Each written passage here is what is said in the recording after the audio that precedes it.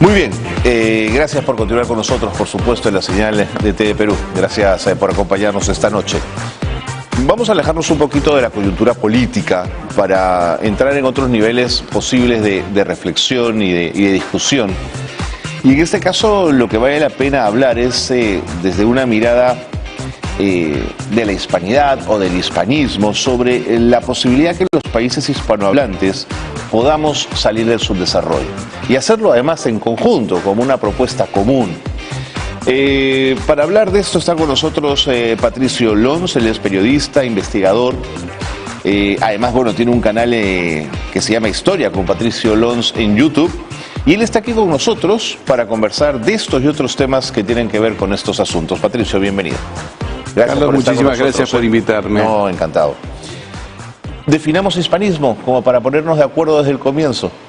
Bueno, es la identidad común de todos los pueblos de Hispanoamérica, que mal llamada Latinoamérica, que ese es un invento francés durante la ocupación de Maximiliano, durante el imperio de Maximiliano de Austria en México, ¿no? Los franceses, para tratar de meter una mano acá, inventaron lo de Latinoamérica. Pero somos Hispanoamérica, porque España nos trae el primer elemento, los dos elementos más importantes que hace una nación, que es la lengua y la religión, y que además fueron la lengua franca de todo el continente. Porque en realidad España no obligaba a hablar español, sino que se fue convirtiendo naturalmente en la lengua franca entre los distintos pueblos que hablaban centenares de lenguas. Lo que hizo España fue rescatar el quechua, el aymara, el náhuatl, y desarrollar la gramática que no tenían, convertirlos en lenguas escritas, porque eran lenguas ágrafas. La gente hablaba náhuatl, pero no escribía náhuatl. Más allá de algunos códices que se han encontrado, algún tipo de hoja, pero eran de tipo pictográfico, ¿no? Como los jeroglíficos. Pero una lengua como se entiende escrita no tenían. Tampoco tenían gramática. Y España, que venía de desarrollar la gramática castellana, desarrolla la gramática náhuatl y del quechua, que son gramáticas anteriores a la gramática del francés, del alemán y del inglés, que nacen después. De acuerdo. Y a la luz de todos los años de colonialismo y ya en nuestra etapa republicana, Patricio, ¿para ti la presencia española en América suma más que resta?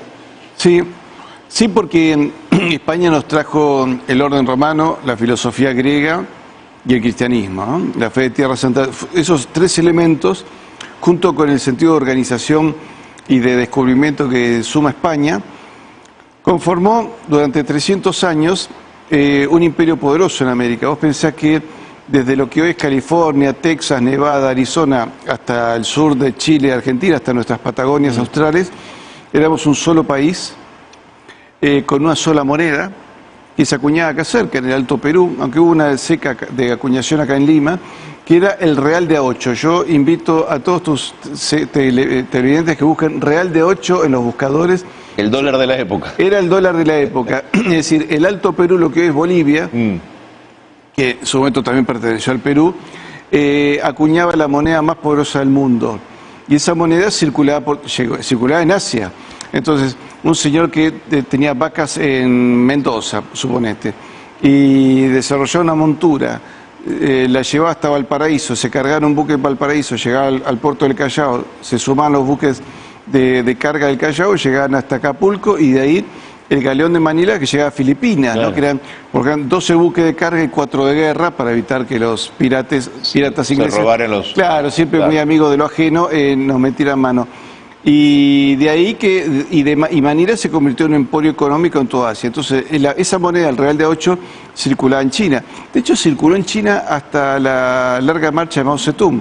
Recién cuando Mao Zedong llega al poder en 1948, las últimas monedas de plata que quedan son sacadas de circulación. Pero, ¿y por qué destaca este hecho de la moneda en particular? ¿Por el valor que tenía y el peso que tenía la región? Claro, porque eso te da, digamos, un país, si no tiene una moneda fuerte, claro, y no tiene una educación fuerte y no tiene fuerzas armadas fuertes, no es un país. Es un país que está sujeto a los vaivenes de terceros. Y España había desarrollado muy bien las materias primas y el agregado económico, el valor agregado. Porque fíjate que nosotros de la independencia nos hemos convertido en países productores de materias primas. Cuando estaba España unido a nosotros, éramos productores de productos terminados. que hay una diferencia enorme. Una cosa es tener No, sí, claro. el trigo así suelto, y otra cosa es industrializarlo, transportarlo en tu flete y comercializarlo. Vas a ganar 10 veces más. Y eso se había logrado, y el nivel de pobreza era muy chico. De hecho, la economía del Perú, hay un trabajo muy bien hecho por un argentino en una universidad de Valladolid, en España, que demuestra que Perú, tras la independencia, redujo su economía a la 15ª parte. Entre 1821 y 1824, el PBI peruano, que era de 15 millones de pesos de aquella época, que era muchísimo dinero, se redujo a 1. Porque perdió de un día para el otro todos los mercados con Asia, que se lo quedaron los ingleses, ¿no? Ahora, pero con todo lo que usted nos está contando, también está dejando de lado lo que los estudios coloniales llaman el genocidio indígena. ¿Qué hay de ello? Bueno, si el genocidio hubiese sido tal, creo que nuestros compatriotas en toda América no tendrían rasgos indígenas. Yo te pregunto, ¿cuál es la proporción de población blanca y cuál es la proporción de población mestiza e indígena al Perú? Digamos, ¿niega usted el genocidio, Patricio? A ver, negar el genocidio significaría que yo estoy negando algo que debió haber sido cierto y no lo fue. Ajá. Entonces sería No lo como fue. que soy un mentiroso. Yo lo que digo es que no hubo un genocidio. Si no, yo estaría diciendo, ¿negás que el agua moja? Sí, bueno, entonces soy Te mentiroso. entiendo. No, no soy mentiroso. En realidad, si vos te fijas, toda la población de la América Española, la mayoría de nuestros compatriotas de México hasta el sur de Chile tienen sangre indígena. En cambio, vos te fijas en Estados Unidos, en la región que perteneció a las 13 colonias británicas, que es el núcleo fundacional de los Estados Unidos posteriores, no quedó población indígena. Mira, ahora en España me encontré con Alfonso Borrego, un profesor del Estado de Nuevo México, Estados Unidos, que es tataranito de aquel famoso cacique Jerónimo, que tantas películas se han hecho. Y él me decía, en realidad, el conflicto de mi tatarabuelo nace con el blanco anglosajón. Yo digo, ¿qué era tu tatarabuelo?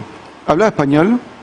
Además de ser la lengua de los apaches chiricahuas, y rezaba a Jesucristo. Era católico. Y vivía en una casa.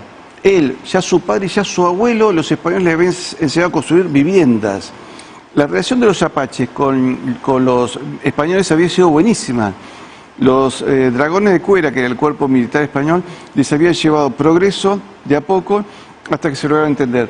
Mi abuelo, mi tatarabuelo, se convierte en un hombre violento cuando los anglosajones, ya los Estados Unidos presionan modernos, por las tierras, presionan y los van echando hasta tirarlos en el desierto. Pero dice, y vos recordás Estados Unidos, en el sur de Estados Unidos, donde estuvo España, que de hecho no han abolido los símbolos españoles. De acuerdo. Ahí quedó población indígena.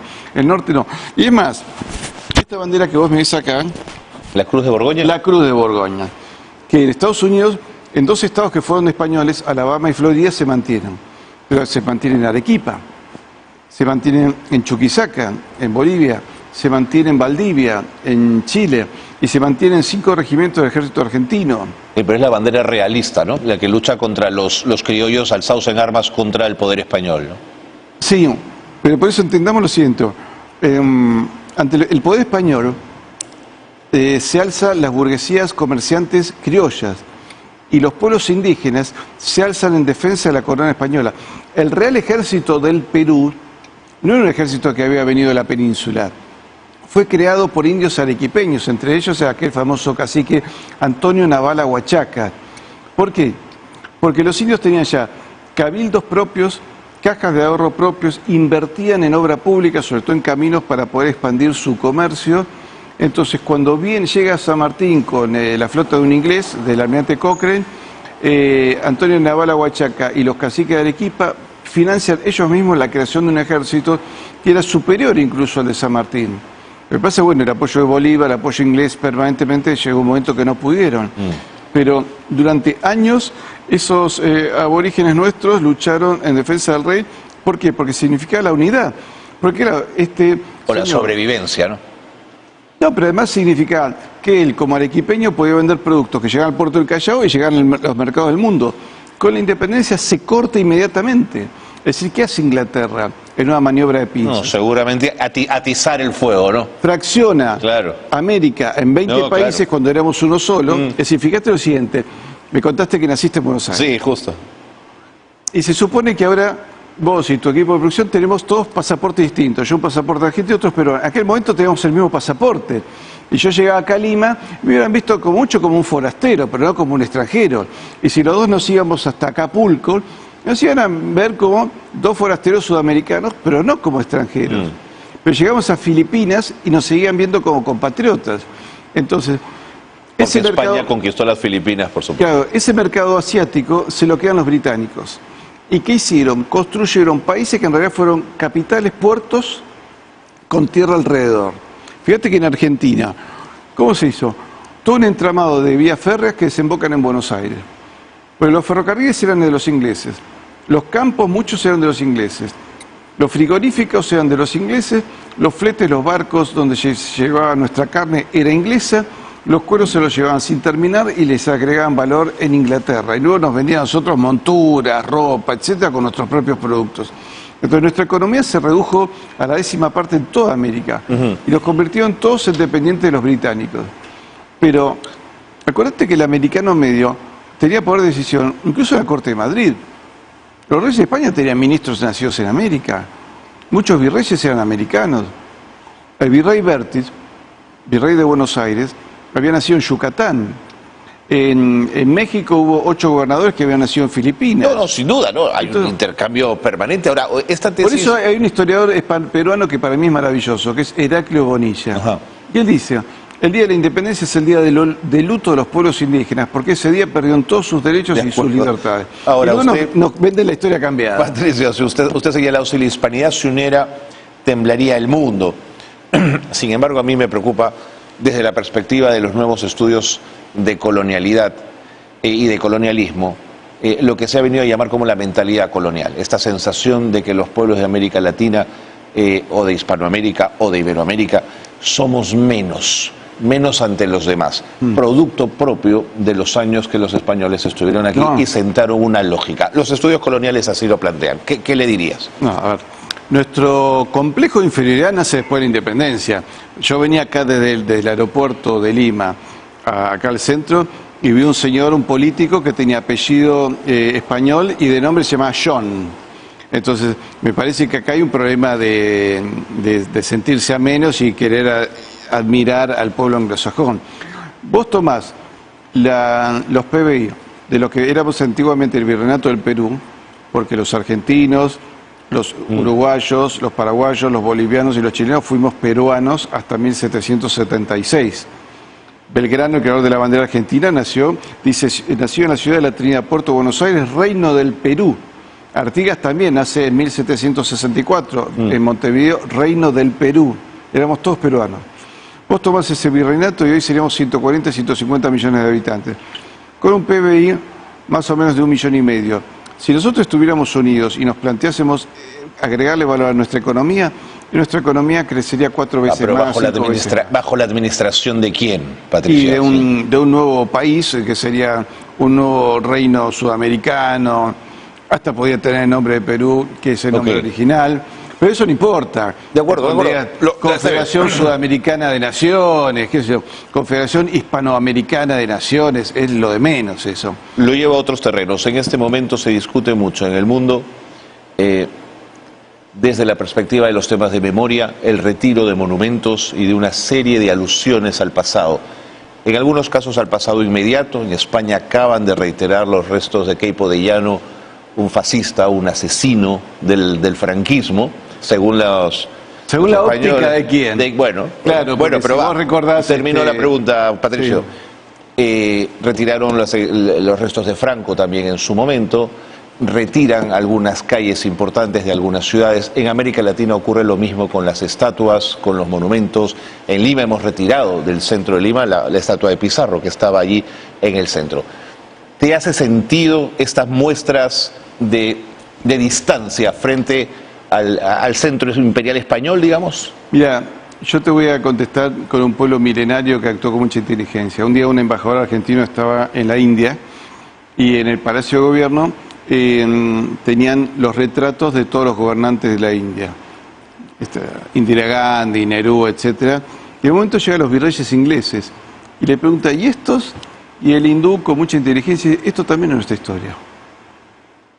Es decir, Si Pizarro no vino nunca, vos y yo no nos conoceríamos porque no hablaríamos español, porque tus antepasados europeos y los míos no hubiesen llegado Patricio, nunca. el reconocimiento de la historia es una cosa y el agasajo, la felicitación, la enhorabuena a figuras como estas. O sea, yo no creo que en la India aplaudan a Lord Mountbatten como virrey de la India por lo que fue. Lo recordarán como virrey, como el último además, ¿no es cierto? Lo deben recordar, no, pero vos estás comparando lo que fue un imperio depredador como fue el inglés con un imperio constructor como fue el español. Es decir, España, ¿qué hizo con las riquezas de América? Con el oro y la plata, por ejemplo.